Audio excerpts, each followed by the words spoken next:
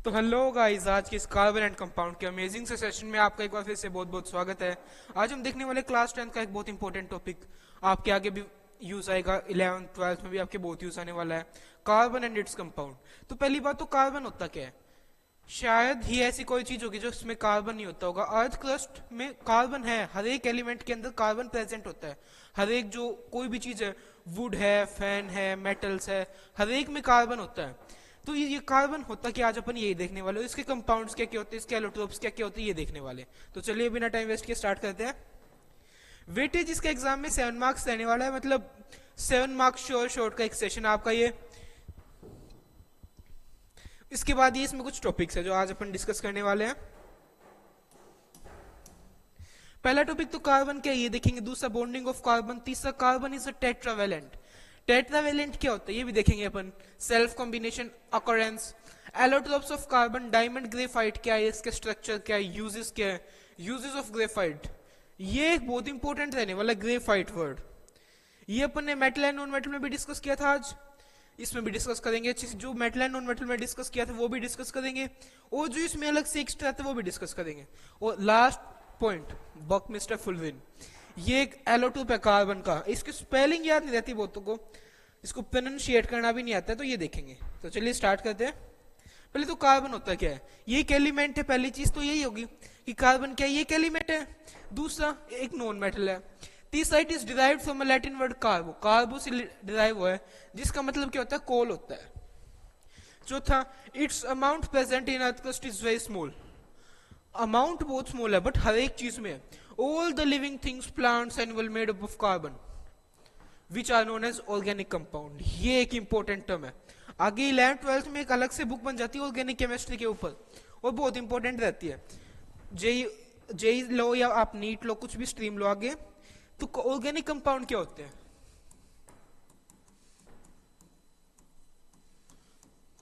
जो कार्बन से बनते हैं ना compounds, which are made up of carbon, जो कार्बन से बनते हैं वो ऑर्गेनिक कंपाउंड होते हैं। A large number of things which we use in our daily life are made up of carbon, are made up of carbon. ठीक है, जो अपन डेली लाइफ में चीजें यूज करते हैं ना, जितनी भी चीजें यूज करते हैं, कोई भी फोन है, वो है, वुड है, कुछ भी है, वो ज्यादातर किससे बनी होती है? कार्बन से ही बनी होती है। तो चलिए अगले टॉपिक पे देखते हैं, बॉन्डिंग ऑफ कार्बन। कार्बन की बॉन्डिंग कैसी होती है, मतलब कैसे बॉन्ड बनाता है कार्बन, ये एक इंपॉर्टेंट टॉपिक रहने वाला। जो कार्बन है ना, कॉन्फ़िगरेशन लिखनी सीख लेते हैं पहले तो, शायद से तो कॉन्फ़िगरेशन लिखनी सीख लेते हैं, कार्बन की कॉन्फ़िगरेशन कैसे लिखी जाती है। तो चलिए यहां पे देख लेते हैं। कार्बन की कॉन्फ़िगरेशन लिखने से पहले अपन को जनरल कॉन्फ़िगरेशन लिखनी आनी चाहिए कि कैसे एलिमेंट्स है ना वो फिल किए जाते हैं शेल्स के अंदर, how elements are filled in the shells.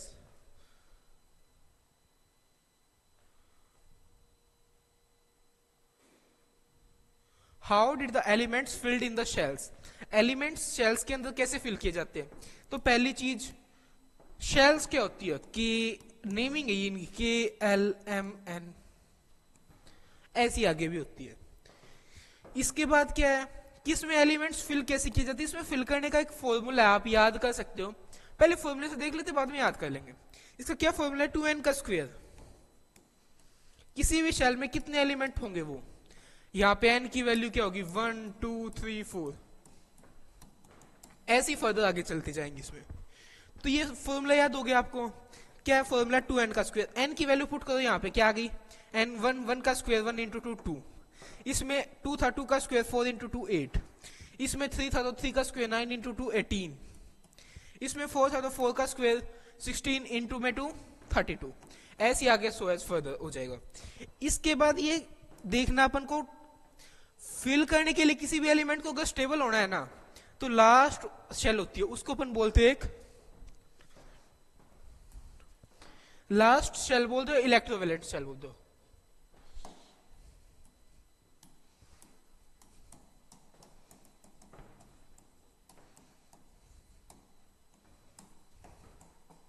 या फिर लास्ट शेल। दोनों बात बराबर है। लास्ट शेल या फिर इलेक्ट्रोवैलेंट शेल में है ना 8 electrons require to be stable. Stable होने के लिए कितनी वो इलेक्ट्रॉन चाहिए? 8 इलेक्ट्रॉन चाहिए लास्ट शेल या फिर इलेक्ट्रोवैलेंट शेल में स्टेबल होने के लिए। ये तो टॉपिक तो डिस्कस कर लिए थे, ये भी हो गया था, यहाँ पे थे। तो कार्बन का जो एटॉमिक नंबर, आपको एटॉमिक नंबर मैं मानता हूँ याद होंगे मैक्सिमम बच्चों को। तो एटॉमिक नंबर कार्बन का होता है बच्चे 6 होता है। एटॉमिक नंबर कार्बन का, कार्बन का एटॉमिक नंबर होता है 6। तो फिल कैसे करना है? KLMN सो एस 6। तो पहले में कितने थे? 2 थे। दूसरे में कितने थे? 8 थे। 8 ही थे ना दूसरे में।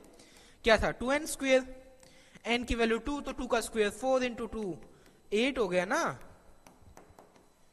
तो दूसरे में 8 थे, है कितने इसके पास? 2 यहाँ पे भर दिए, 4 ही बचे, तो 4 भरोगे यहाँ पे। तो स्टेबल होने के लिए इसको लास्ट शेल में 8 इलेक्ट्रॉन चाहिए होंगे। एक हीलियम में एक्सेप्शन है, बाकी हर एक एलिमेंट को लास्ट शेल में स्टेबल होने के लिए 8 इलेक्ट्रॉन्स की रिक्वायरमेंट होती है। तो 8 इलेक्ट्रॉन्स कहां से आएंगे? From where those 8 electrons will come. तो 8 इलेक्ट्रॉन्स कहां से आएंगे? 4 हैं, तो चाहिए तो क्या करेगा ये?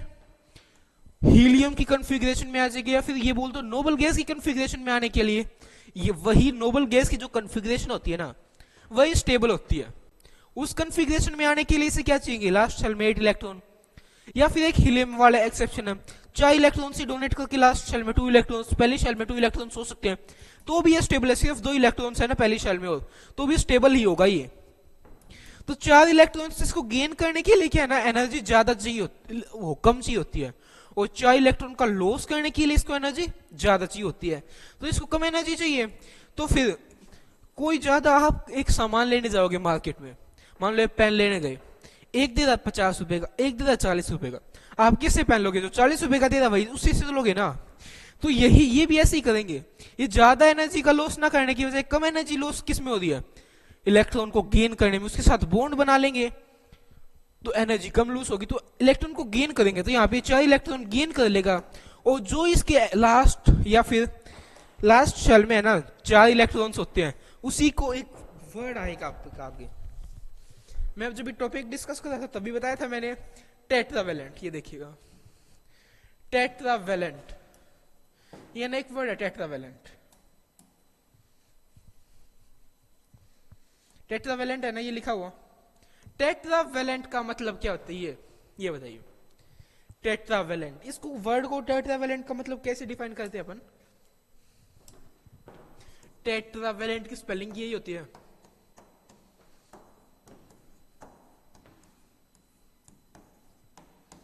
ये होती है ना टेट्रावेलेंट की स्पेलिंग। ये ठीक थोड़ा तो लिख दिया, ये लो टेट्रावेलेंट। तो टेट्रा का मतलब होता है 4, और वैलेंट का मतलब होता है वैलेंसी। अब जी बोलोगे वैलेंसी क्या होती है? अब आप लोग बोलोगे what is the meaning of valency? Valency होती क्या है यहां पे? तो बच्चे वैलेंसी होती है अपनी कि जो ये कार्बन है ना, या फिर कोई भी एटम है या फिर एलिमेंट है, इसकी वैलेंसी को अपन कैसे डिफाइन करते हैं? कोई बताएगा? What is the meaning of valency? बताइए।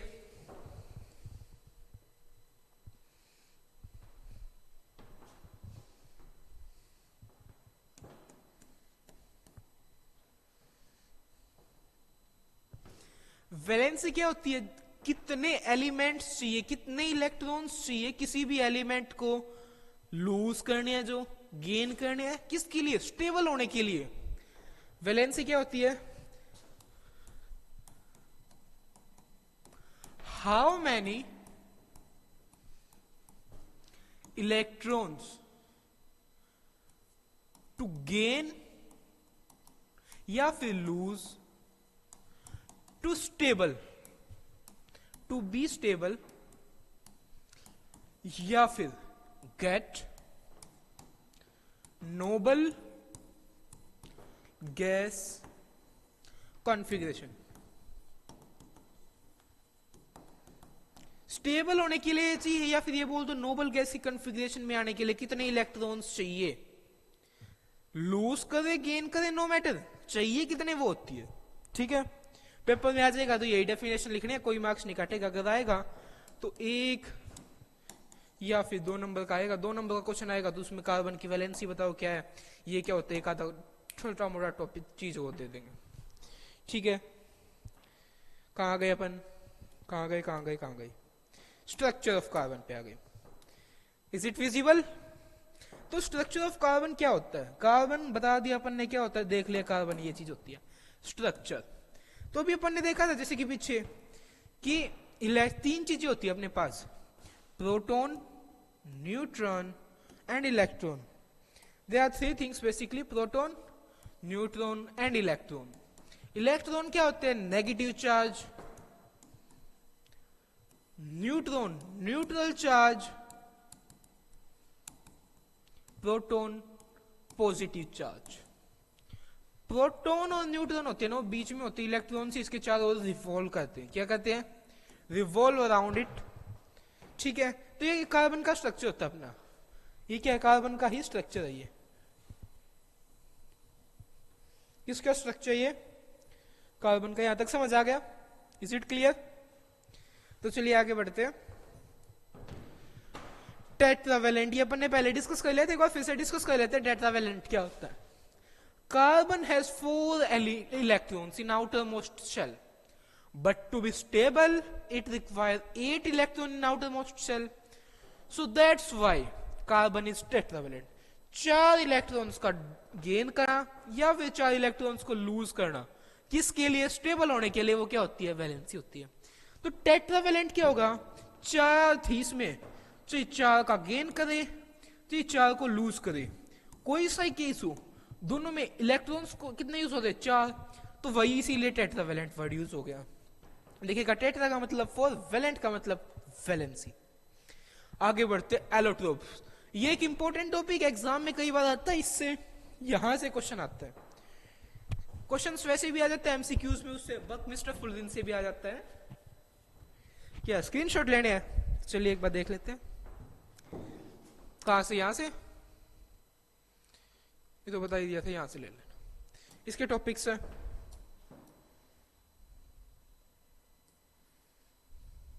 ये लो मैं साफ कर देता हूं।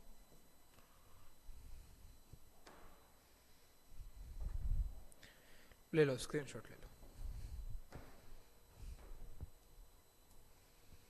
Tetravalent valency, how many electrons to gain और लॉस टू बी स्टेबल या फिर get noble gas configuration, valency होती है। ये कार्बन है, ऑर्गेनिक कंपाउंड, याद रखना ध्यान से, इंपॉर्टेंट ऑर्गेनिक कंपाउंड भी। आपके आगे अगर आप साइंस बैकग्राउंड में रहेंगे ना, अगर आगे आप, तो ऑर्गेनिक कंपाउंड, नॉन मेडिकल ले लो, मेडिकल ले लो, केमिस्ट्री तो दोनों में आएगी आपकी। ठीक है, तो इसमें काम आएगा ऑर्गेनिक कंपाउंड, आपको काफी ज्यादा काम आने वाला है। ये लो, आगे चले। ये फॉर्मूला आपको याद होना चाहिए, मैं एक बार इसको अच्छे से लिख देता हूं। Formula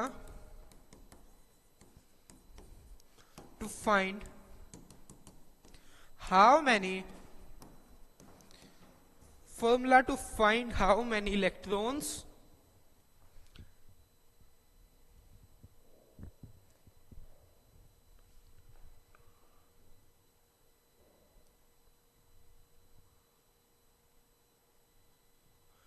formula to find how many electrons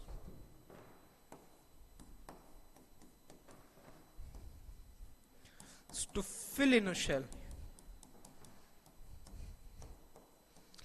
is equals to 2n square. Here n represent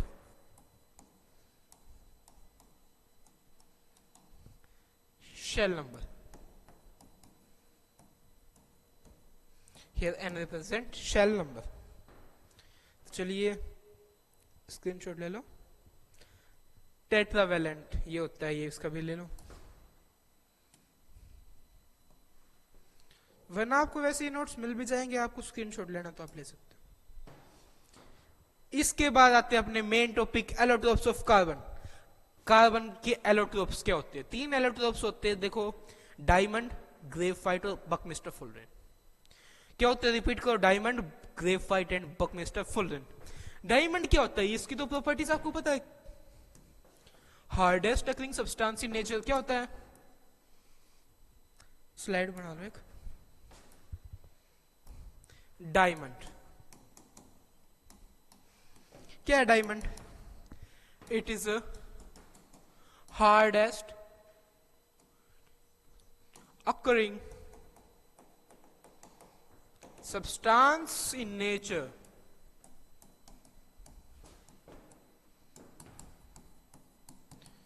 एक हार्डेस्ट अकरिंग सब्सटेंस है नेचर में। और क्या होता है डायमंड? देख लेते हैं आगे। ये रहा डायमंड आगे आपका।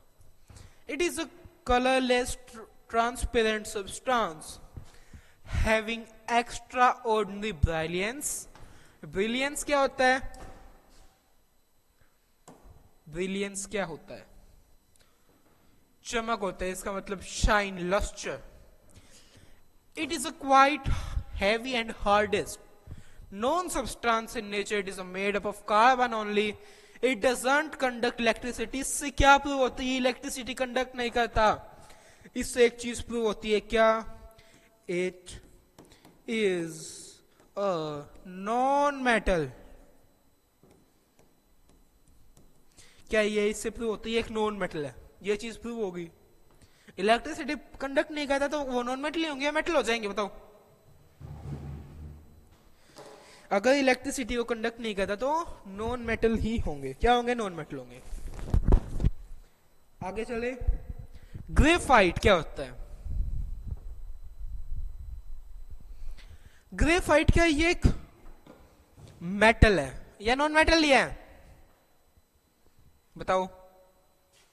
देखो, मेटल एंड नॉन मेटल में अपन ने पढ़ा था, नॉन मेटल के अंदर कुछ एक्सेप्शंस है, मेटल के अंदर भी कुछ एक्सेप्शंस होते हैं। मेटल सॉलिड होते हैं बट मरकरी सॉलिड नहीं होता। ये इलेक्ट्रिसिटी को तो कंडक्ट करेगा अपना, ये लिखा हुआ conduct electricity, but it is a non metal. It is a non metal. ये अपन ने मेटल्स एंड नॉन मेटल्स में पढ़ा था चैप्टर 3 में कि क्या ग्रेफाइट एक मेटल है या नॉन मेटल है। एक्सेप्शन था, मैंने बोला था, रेड पेन से लिखा हुआ था, यहां से कहीं पे ऊपर से लिखा हुआ था, यहां से कहीं पे लिखा हुआ था कि ये एक नॉन मेटल है बट इलेक्ट्रिसिटी को कंडक्ट करेगा। ये क्या होते हैं? Soft and slippery in touch होता है और डायमंड से हल्का होता है। Grey is black opaque substance, it is lighter than diamond and soft and slippery in touch, it conduct electricity. आपको देखो पेपर में कैसे लिखना है, ऐसे नहीं लिखना जैसे इसमें लिख रखा है। मैंने बोला था किसी ने लिख दिया है, बट आपको पेपर में कैसे लिखना है? मान लो डायमंड आ गया या फिर ग्रेफाइट आ गया, बताओ कौन सा लिख के बताएं?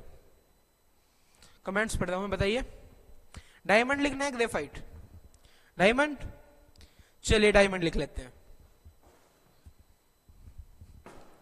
इट, पहले ये लगाओगे solution, it is a colourless opaque substance। क्या एक? it is a non metal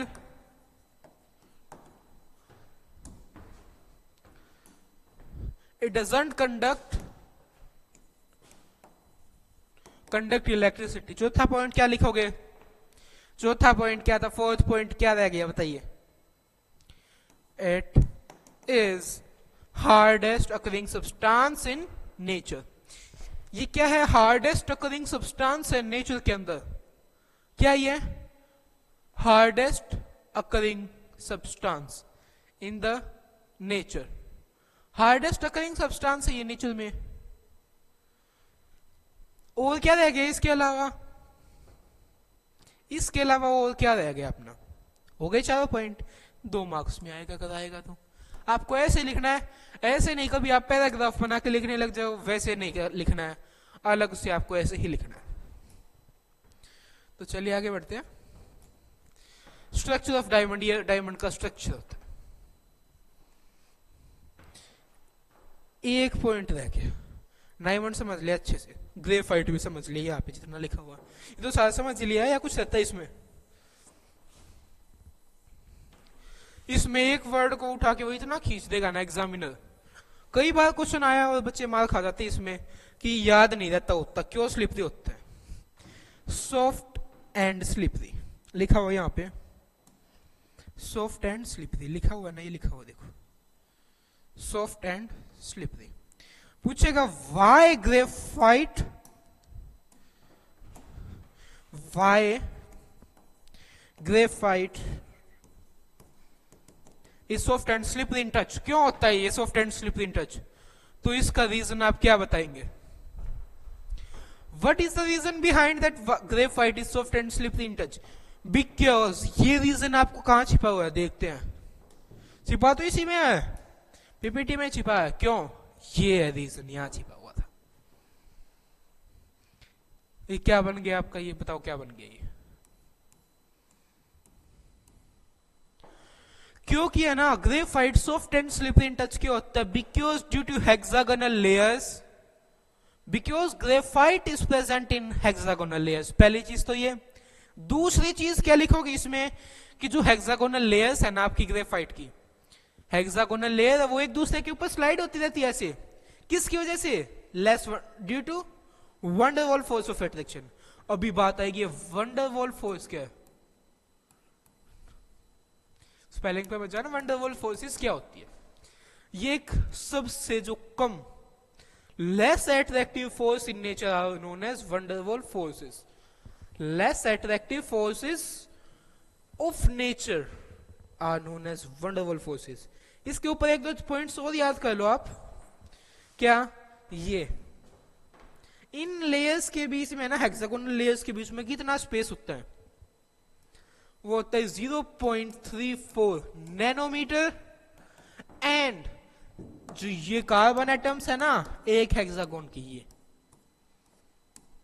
ये मत सोचना ये अलग है, इसका साइज एक्स है, इसका साइज वाई है, X is equals to Y है। यहाँ पे जो इन दो कार्बन, एक हेक्सागोनल रिंग है उसमें दो कार्बन एटम है ना, उनके बीच जो डिस्टेंस है वो 0.14 नैनोमीटर है, ये रहा, और ये 0.34।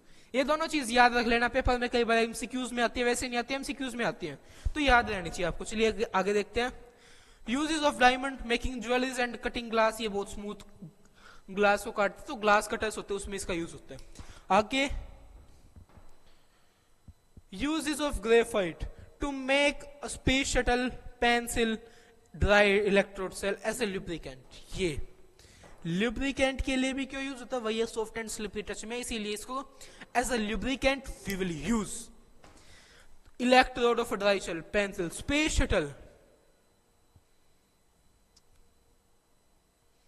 ठीक है। Last buckminster fullerene, it is an allotrope of carbon containing cluster of 60 carbon atom joined together to form a spherical molecule। ये आज का आपका लास्ट टॉपिक है, और थोड़ा सा इंपॉर्टेंट रहने वाला है बस।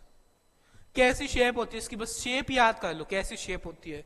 शेप दिखा देता हूं, फुटबॉल टाइप में शेप होती है इसकी, ये रही। ये पेंटागन्स होते हैं इसमें, कैसी होती है? कुछ कितने कुछ पेंटागन्स होती है इसमें, और कुछ हेक्सागन्स होते हैं। तो इसमें कई बार क्या क्वेश्चन आता है, how many pentagon in buckminster fullerene and hexagon in buckminster fullerene. तो कुछ ऐसे क्वेश्चंस आता है इसमें,